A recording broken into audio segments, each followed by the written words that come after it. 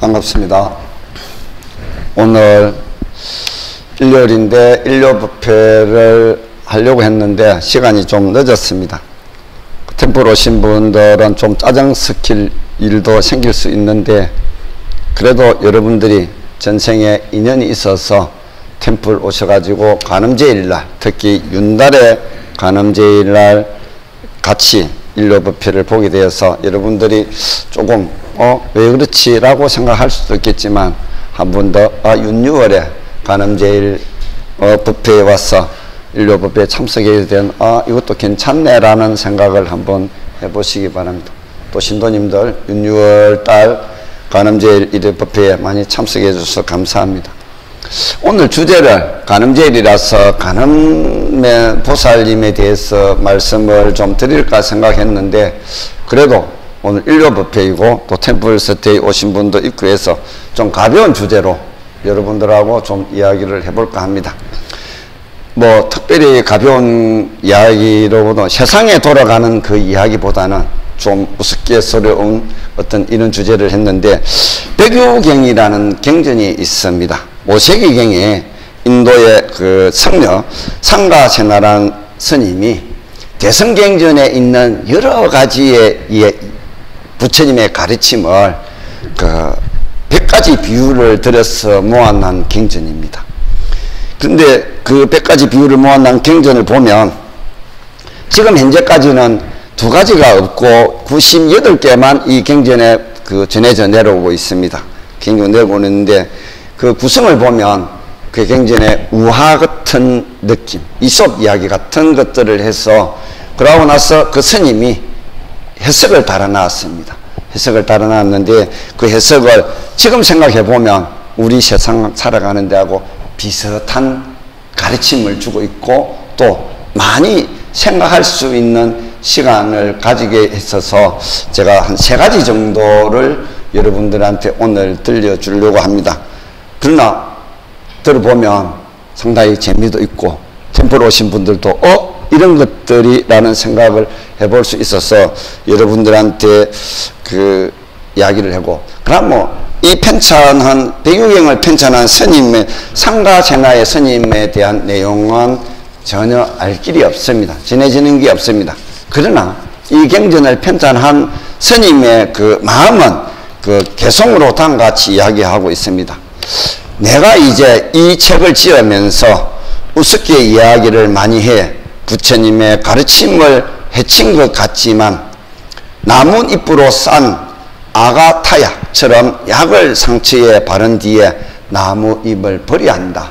아가타약은 인도의 맹약으로서 진실을 말하고 나무잎은 우습게 말을 뜻하는데 상가세나 스님은 자칫 진실을 보지 못한 채 우습게 같은 이야기에 혼동되지 않을까 염려하고 있음을 알 수 있습니다.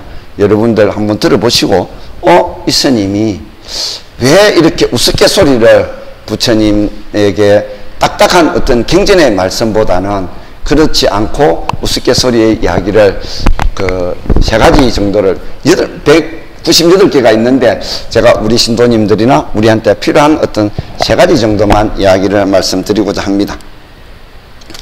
결국 이 스님은 그 이야기를 한 것은 작은 이익에 눈이 어두워지면 결국 스스로를 망치게 된다는 것을 가르치고 당시에 계변을 토하고 그 말재주로 입실만 하는 외도들에 경계하는 것들, 수행자의 어떤 계를 어기고 그렇게 하는 것들 한데 모아서 바로잡고자 해서 여러분들이 저 스님께서 이 백유경에 놓는 이 3가지가 우리의 삶에 어떤 보탬이 될까, 나는 어떻게 하고 있을까를 한번 되짚어 보시기 바랍니다. 먼저 제일 첫 번째 이야기는 우인식용유를 소개해드립니다. 우인식용유. 옛날에 어떤 사람이 집에 초대를 받아갔습니다. 받아갔는데 상을 차려줄 거 아닙니까? 상을 차려주니까 음식을 먹는데 좀 싱거워서 맛이 없어서 주인이 와서 물어봅니다. 맛이 어떠냐 이렇게 맛이 없다라고 해서 그럼 간이 안 맞으니까 맛이 없을 거 아닙니까? 그러나 소금을 가져와서 약을 간을 좀 쳐줬어. 그걸 먹으면 맛있어. 이 음식은 아까 먹을 때는 별 맛이 없었는데 소금을 넣으니까 소금이 맛이 있더라. 그럼 소금이 맛있는 기라고 생각을 하고 이 어리석은 사람은 소금을 너무 많이 먹는 거죠. 평소 때 소금을 많이 먹는다 보니까 입맛도 변하고 또 안 그랬어? 소금을 한 가지만 계속 많이 소금을 먹게 소금이 이게 맛을 내는 어떤 것이다 생각을 하고 그렇게 해서 소금을 먹었는데 먹고 나니까 입맛도 변하고 몸이 이상해지고 결국 병이 들었습니다. 그러면 병이 들었는데 스님께서는 어떤 것을 해설했을까 한번 읽어드리겠습니다. 이것은 마치 외도들이 음식을 절제해야 도를 이룰 수 있다는 말을 듣고는 7일 동안 15일 동안 음식을 먹지 않아 몸을 해쳐서 마침내는 도를 얻지 못하는 경우와 같다는 거죠. 한 가지 좋다고 해서 막 먹는다든지 그 인도의 어떤 사람들 그 수행자들은 정말 고행에도 하기도 하고 그렇듯 어떤 어리석지 않고 그 맛이 소금이라고 좌로움을 해서 맛을 내야 되는데 소금만 맛있다고 해서 소금을 계속 먹고 병이었는 그 스님은 이렇게 말씀했습니다. 저 어리석은 사람이 소금이 맛있다고 소금만 먹어 입맛을 변하게 한 것처럼 외들도 또한 그러한 것이다. 이 이야기는 여러분들은 어떻게 생각하십니까? 이 이야기가 제가 말 주변이 없어서 마음에 안 닿습니까? 한번 생각을 해 보십시오. 가만히. 그러면 음식이 간이 잘 맞았는데 욕심이 많아서 무조건 많이 넣으면 맛이 더 나는 줄 알고 소금을 많이 넣어서 음식 자체도 먹지 못한 게 됐다는 교훈을 주는 내용입니다. 어리석은 사람은 하나만 알고 그것은 전부인 것처럼 인식하지만 지혜로운 사람은 그 이면의 것도 존재한다는 교훈을 우리에게 시사해 주고 있습니다. 우리는 하나 피를 꽂히면 막 그래 하죠. 안 그렇소? 늘 조화로움이 간이 음식에 비유를 해보면 손맛도 있어야 될 끼고 그 맛이 음식 맛을 내려면 조화로움도 있어야 되고 이것도 있어야 되고 저것도 있어서 서로 하나의 합이 맞았을 때 그 맛을 내는데 우리의 삶도 그렇듯 다 조화로움이 그 간처럼 조화로움이 되어야 삶을 살아가는데 어리석지 않고 지혜로운 삶이 될 것입니다. 두 번째 이야기는 그 뱀 한 마리가 있는데 머리와 꼬리가 있습니다. 뱀 길게 있죠. 머리는 늘 앞에 갑니다. 뱀이 늘 앞에 이렇게 가고 꼬리는 늘 뒤에 갑니다. 늘 뒤에 있는 꼬리는 늘 신경질을 하죠. 머리치는 맨날 앞에만 가고 꼬리는 맨날 왜 뒤에 가노? 안 그렇소? 그러는데 꼬리가 가만히 생각해보면 심통이 난다는 거죠. 쟤는 맨날 앞에만 가고 나는 맨날 뒤에서 쫄랑쫄랑하게 가야 되고 그래서 그 꼬리가 성질이 나서 앞에 문각으로 지나가다가 나무를 시감았습니다. 나무를 시감아가지고 결국은 꼬리가 나무를 시감았기 때문에 머리는 못 가죠. 뒤돌아보고 그러면 네가 앞에 가라. 네가 먼저 앞에 가라. 그렇게 놓고 나서 꼬리가 앞에 가려고 하이. 꼬리는 눈이 없다 아닙니까? 눈이 없으니까 그냥 가야 될 거 아닙니까? 어딜 갔노 그게. 불이 있는데 불구덩이 속으로 꼬리를 타고 들어갔다는 거죠. 그러니까 뱀 자체가 다 죽어버렸다는 거죠. 뱀 자체가. 여러분 한번 생각해 보세요. 이것은 단지 뱀이 아니라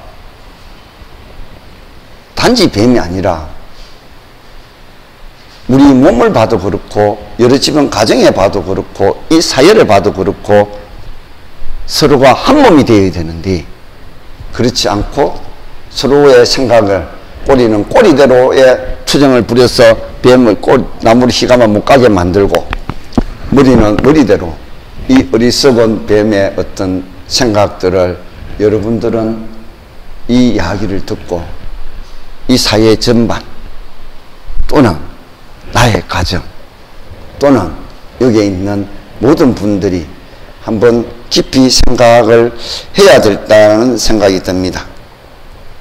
그러면 스님께서는 어떤 해설을 했을까? 스승과 제자도 그와 같다. 제자들이 말하였다. 늙은 스승이여 항상 앞에만 서 있지만 우리가 젊으니 우리가 마땅히 길잡이가 되어야 한다. 그러나 젊은이는 계율에 익숙하지 못하므로 항상 계율을 범하다가 곧 서로 이끌고 지옥으로 들어간다. 스님의 해설처럼 이 여에서 뱀의 머리는 스승이요 꼬리는 제자입니다. 단지 스승과 제자뿐만 아니라 제가 앞에서 잠깐 말씀드렸지만 우리 어떤 조직이든 어떤 사회를 살아가는데 위가 있고 끝이 있습니다. 그럼 이 뱀의 어떤 비율은 정말로 우리한테 던져주는 모습이다라고 저는 생각을 합니다. 내가 서가 있는 위치에서 비록 꼬리이지만 나의 그것을 받아들이고 앞이 머리를 갈 수 있게끔 해야 되는데 그렇지 않고 그냥 무조건 앞에만 선다라고 좋아해서 머리를 못 가게 만들고 그러다면 결국은 다 죽였다는 것입니다. 우리 세상은 아무렇게나 흘러가는 것 같지만 안 그렇죠. 자연의 법칙에 따라서 절로 흘러가고 있습니다. 봄 되면 꽃이 피고 여름 되면 나무의 잎이 파랗게 물들고 가을 되면 단풍이 들고 겨울 되면 낙엽이 떨어지고 그 자연의 순환 고리에서 우리는 그냥 살아가고 있습니다. 서로 톱니바퀴 인연에 의해서 만나져서 서로 인연 따라서 살아가고 있는데 그렇지 못하고 내가만 옳다라고 주장을 하고 내가 최고다라고 생각을 하고 위에는 위에대로 할 일이 있고 밑에는 밑에대로 할 일이 있고 그게 조화로움이 있을 때 그 가정과 사회와 나라는 자연하게 평화롭게 행복하게 살 수 있는 길이라는 것이죠. 안 그렇소? 이야기 없어. 말아. 아니 진짜 단순히 뱀 한 마리가 아니라 하나가 되었을 때 톱니바퀴처럼 돌아가는 우리 인생사 자연의 이치가 같을 때 스승도 여기서 스승도 어리석고 제자도 어리석다는 거죠. 스승도 어리석고 제자도 어리석다. 여기 템포는 젊은 친구들은 에이고 뭐 스님 그런 소리 하요 라고 할 수 있겠지만 한번 여러분들도 생각하시는 분들이 있기 때문에 한번 이 이야기가 그냥 내 몸으로도 그렇습니다. 내가 생각하는 것이 옳고 다른 사람이 틀렸어라기보다 서로가 서로를 이해하고 타협하고 도와주고 그런 어떤 마음들이 하나 되었을 때 그때 자연의 이치를 보면 자연은 그냥 그대로 돌아가는 게 아니라 시간 따라 철저하게 왜 윤유월이 있을까? 윤달이 왜 있었을까? 그 이치도 한번 생각해 보시라는 겁니다. 여러분들은 이 자연의 이치가 그냥 역행을 한다면 자연의 이치를 역행을 한다면 그 순간은 좋을 수 있습니다. 그 순간은 좋을 수 있지만은 분명히 뒤에 오는 가부는 받아야 됩니다. 내가 지는 만큼 다음에 놔야 됩니다. 내가 놓는 만큼 내가 원하는 것을 얻을 수 있습니다. 얻으려고만 진다면 들어올 곳이 없습니다. 지고 있는데 뭐가 들어오노? 정말 얻으려고 한다면 놔라. 놓아야 들어올 공간이 있을 거 아닙니까? 안 그렇소? 근데 내가 내 욕심만 갖고 빡 치고 막 그렇게 하면 그게 그 공간이 없는데 뭐가 들어오고 그 순간에 질막 수 있습니다. 조금만. 그런 어리석음을 해서는 안 된다. 그래서 우리는 수행을 하고 그 어리석음을 드러내기 위해서 지혜를 정장하기 위해서 수행하고 이런 법문도 듣고 또 스님의 가르침에 부처님의 가르침에 법문을 듣는다는 것을 여러분들이 아셔야 됩니다. 지금 두 번째 이야기 했죠. 뱀과 앞에 음식, 예? 두 개 했죠. 이 두 가지만 단순한 것 같지만 하나만 생각해도 야, 참 삶이 그렇네. 상가나 세나 스님이 참 많은 비유를 하고 또 많은 어떤 우리한테 가르쳐 줌이 그냥 이런 말씀보다는 이렇게 해서 우리한테 가르쳐 주는 게 참 크다라는 생각을 해봅니다. 세 번째 비유가 재미있습니다. 세 번째 비유가 뭐냐면 어떤 부부가 살고 있습니다. 좀 다정한 부부입니다. 부부가 살고 있는데 그 옆집에 인심이 좋았던 모양이죠. 옆집에서 떡을 3개를 갖다 줍니다. 그러니까 자 이렇게 드시라고. 그러니까 둘이서 하나를 먹고 나 한 개가 남는 거 아닙니까? 안 그래서 한 개 남으니까 그 하나를 누가 몰락해도 양보하는 게 아니고 그럼 4개가 인 사람이 먹기로 내기를 했습니다. 내기를 했는데 그 내기가 뭐냐면 그 먼저 말을 하지 않고 먼저 입을 뗀 사람이 진거를 생각을 하고 내기를 시작합니다. 근데 내기를 딱 시작하고 나니까 그 도둑이 들어옵니다. 도둑이 들어와서 집을 다 가져가고 다 떼들어서 둘이서 말을 안 하고 있는 거죠. 말을 안 하고 있는데 그 다 싸가지고 둘이서 멀끔하게 쳐다보고만 있는 거죠. 쳐다보고 있는데 하도 떡대기 하나 때문에 그러고 있는데 보살이 성질이 확 올라가가지고 당신은 그거 도둑이 와서 다 가져가도 아무 말도 안 하고 왜 그러나 이렇게 신랑하는 말이 야 내가 이겼다. 내가 떡을 먹어야 된다. 야 내가 이겼다. 대단한 부부죠. 대단한 부부. 자 여기서 그냥 떡 하나만 생각하는 게 아니라 우리는 한번 생각해 보소. 여러분들 생각나는 걸 한마디 해보소. 그러면 이 이야기를 듣고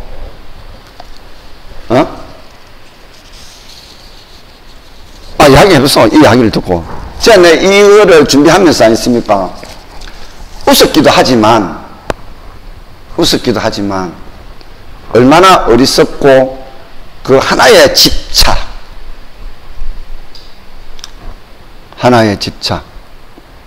그리고 그 떡이 뭐라고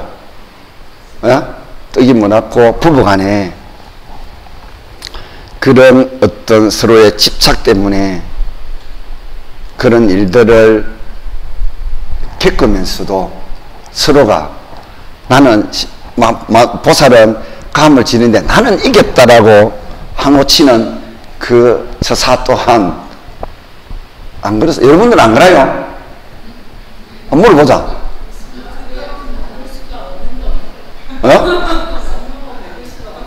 비유를 했기 때문에 비유를 했기 때문에 여러분들은 생각은 어떻소?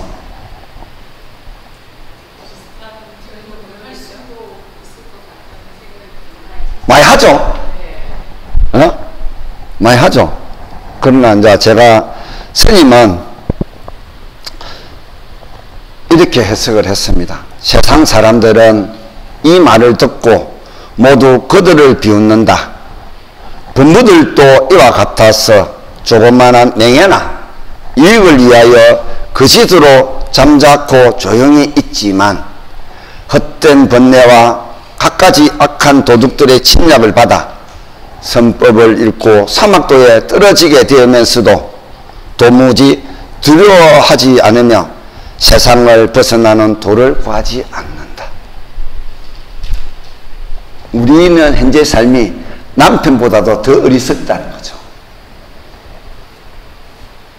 스님의 해석입니다. 제가 읽어드릴게요. 한 번 더 읽어줄까요? 한 번 더 읽어드릴게요. 한번 들어보세요. 스님이 해설은 세상 사람은 이 말을 듣고 모두 그들을 비웃었다. 여러분도 비웃었죠? 비웃었다. 범부들도 이와 같아서 조만 명예나 이익을 위하여 거짓으로 잠자코 조용히 있지만 헛된 번뇌와 갖가지 악한 도둑들의 침략을 받아 선법을 잊고 사막도에 떨어지게 되면서도 도무지 두려워하지 않으며 세상을 벗어나는 도를 구하지 않는다. 그리하여 바로 5가지 탐욕에 빠져 놀면서 아무리 큰 괴로움을 당하더라도 걱정하지 않는 것이 마치 저 어리석은 사람과 다름이 없다.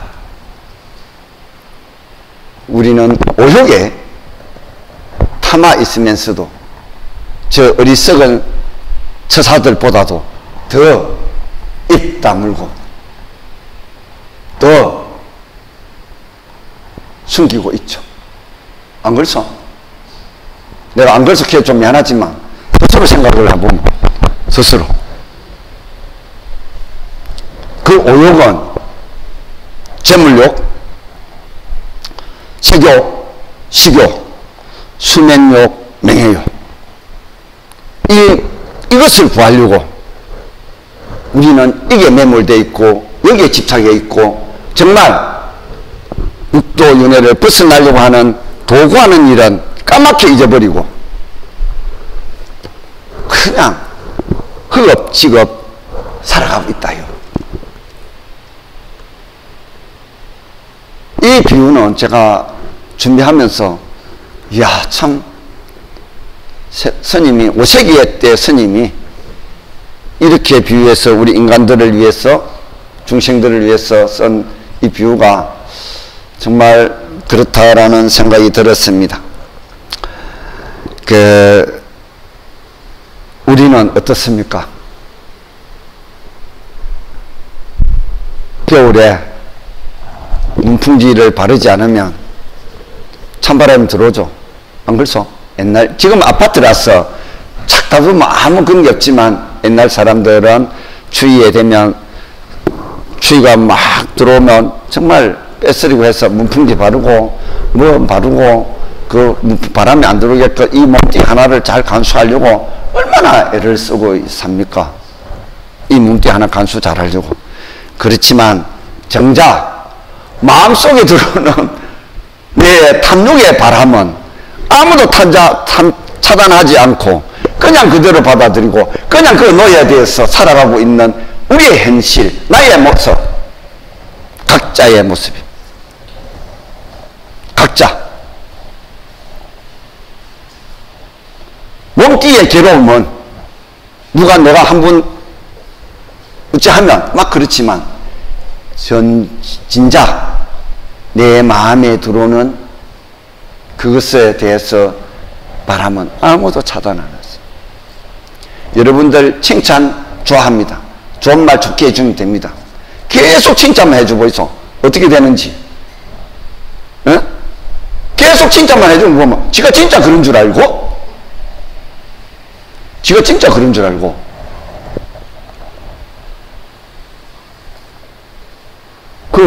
빠져서 나중에 되면 정말 헤어날 줄도 모릅니다. 와 인간 세상이 이 세상이 왜 돈을 닦기 가장 좋냐라고 말씀드리면 천상은 너무 즐거워서 낙이 너무 좋아서 돈을 닦을 수도 없고 지옥은 너무 괴로움이 너무 많기 때문에 돈 닦을 마음이 없다. 공부할 마음조차도 안 납니다. 그러나 이 인간계는 축생 악의 지옥은 이 사막도는 너무 힘들기 때문에 돌을 닦으려고 말 생각도 없고 천상은 너무 좋고 이 인간계는 고와 낙이 동시에 있기 때문에 도를 이루고 이 육도윤회하면서 이 몸을 벗어나는데 가장 좋다 해서 인간가에 다시 내려와서 도를 구합니다. 그러면 제가 여러분들이 한번 생각을 해 보셔야 될 것은 내 마음에 들어오는 이 오욕에 침입하는 것을 어떻게 차단을 하고 어떻게 내가 알아차리고 이 삶을 살아가는데 영위할 것인가에 대해서는 그냥 가만히 사유를 하고 그래 알았어 고개는 끄덕끄덕하지만 그것을 실천하는 힘이 없고 차단하는 힘이 없고 수행하는 힘이 없으면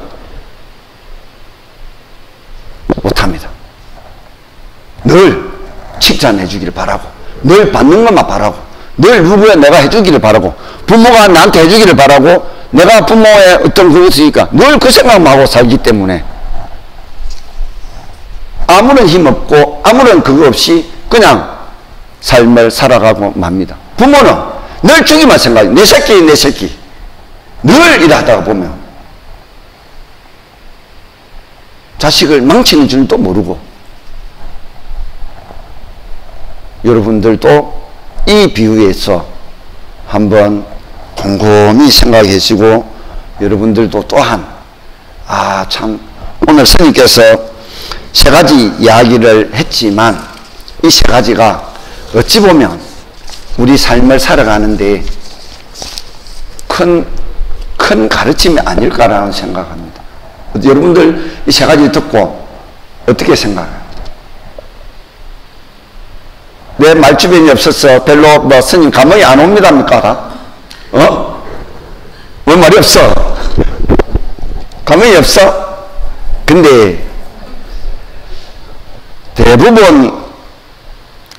대부분 저는 여러분들한테 말하고 싶은 것은 고정된 실천은 없다.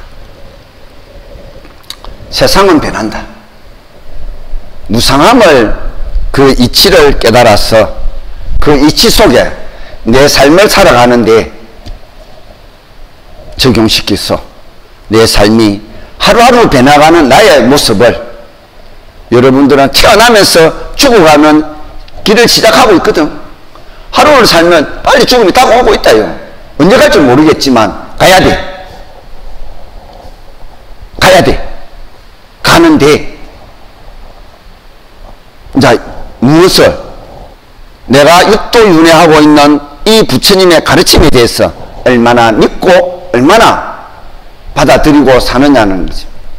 그러면서 이 설화의 그 세 가지 비유에 여러분들이 오늘 저녁에 집에 가서 이 세상에 변하고 있는 봄, 여름, 가을, 겨울에 세상 이치가 변하고 있는 이 이치와 변하고 있는 이 무상함을 내 인생도 변화가고 있는데 고통이 있으면 분명히 낙도 있다는 희망과 낙이 있을 때 이런 것들 잘 한번 생각해 보시기 바랍니다. 오늘 본문 마치도록 하겠습니다. 감사합니다.